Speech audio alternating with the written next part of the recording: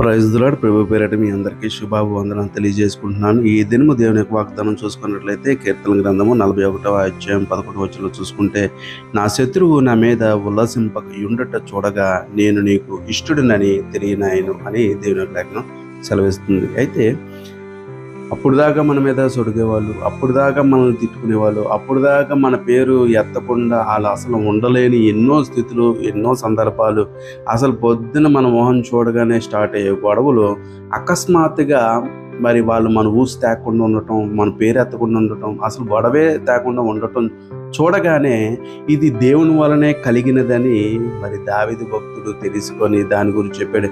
నేను ఎంత ఇష్టమైతే మరి దేవుడు మరి అలాంటి గొడవలను ఆపగలిగాడు అని మరి యొక్క సందర్భం ఈ లేఖనం తెలియజేస్తుంది. కాబట్టి మన జీవితంలో కూడా ఎన్నో అలాంటివి చూస్తూ ఉన్నాం, ఎన్నో అలాంటివి అనుభవిస్తూ ఉన్నాం. కానీ ఎప్పుడైతే మనం దేవునికి మొరపెట్టుకుంటామో, మనం గొడవడాల్సింది వాళ్ళతో కాదు, మనం దేవుడైన యెహోవాతో మనం మాట్లాడగలిగితే అలాంటి వచ్చినటువంటి ప్రమాదాలన్నీ కూడా దేవుని యొక్క ఉన్నతమైన నామంలో అరికట్టబడి నిన్ను ఏ స్థితిలో అయితే నిన్ను అవమానిస్తున్నదో అదే స్థితిలో నిన్ను కనపరిచే విధంగా దేవుడు నిన్ను మార్చునుగాక. అటు కృపాధన్యత మనకి, మన కుటుంబానికి నిత్యము తోడుని నడిపించునుగాక. Amen. God bless you all.